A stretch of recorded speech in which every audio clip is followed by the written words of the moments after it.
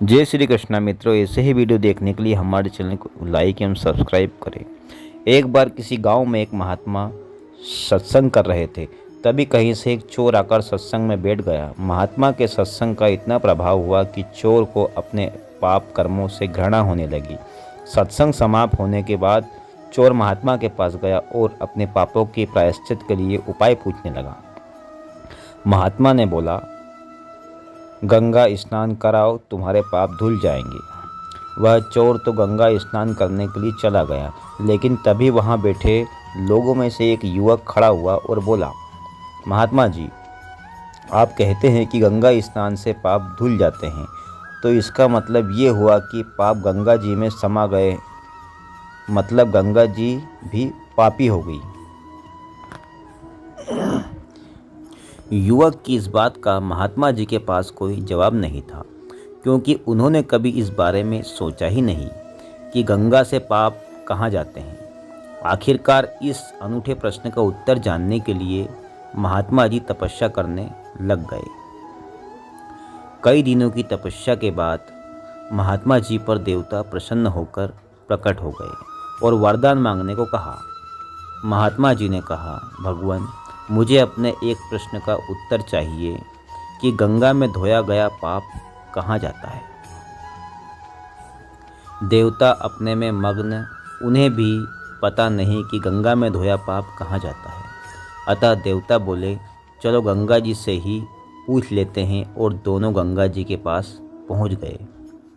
महात्मा जी ने गंगा जी से प्रश्न किया, हे शीतल और परम पवित्र जल की अधिपति माँ गंगे, कृपा करके हमें बताओ कि आप अनगिनत लोग आप में जो पाप धोते हैं, उनसे क्या आप भी पापी हो जाती है। गंगा जी ने प्रसन्नता से कहा, भला मैं क्यों पापी हुई, मैं तो अपना सारा जल पापों सहित समुद्र को समर्पित कर देती हूँ। उसके बाद उन पापों का समुद्र देवता क्या करते हैं, ये उन्हीं से पूछो। देवता महात्मा को लेकर समुद्र के पास गए और बोले, हे जल सिंधु माँ गंगे, अपने संपूर्ण जल के साथ जो पाप आपको अर्पित देती है, उनसे क्या आप पापी होते हैं। सागर ने कहा, मैं तो अपना संपूर्ण जल सूर्य के ताप से भाप बनकर बादलों में परिवर्तित कर देता हूँ, इसलिए भला मैं क्यों पापी हुआ।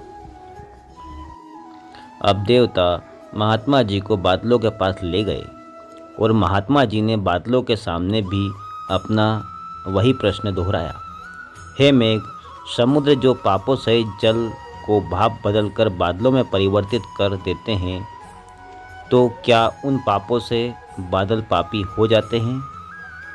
बादल बोले, भाई, हम क्यों पापी हुए, हम तो सारा जल यथा ऋतु पृथ्वी पर भेज देते हैं। यह प्रश्न पृथ्वी से करो कि वह पापों का क्या करती है। अब देवता महात्मा जी को पृथ्वी के पास ले गए और बोले, हे जगत को धारण करने वाली माँ धरती, बादल जल की बूंदों के साथ पापों की जो वर्षा करते हैं, वो पाप आप में समा जाते हैं, तो क्या उसमें आप पापी हो जाती है। पृथ्वी बोली, मैं क्यों पापी हुई, मैं उन पापों को मिट्टी के माध्यम से अन्न में भेज देती हूँ। अब ये बात तो आप अन्न से पूछो कि वो उन पापों का क्या करता है। अब दोनों अन्न देवता के पास गए और बोले, हे अन्न देवता, पृथ्वी सारे पाप आपको भेजती है, तो क्या आप पापी हुए।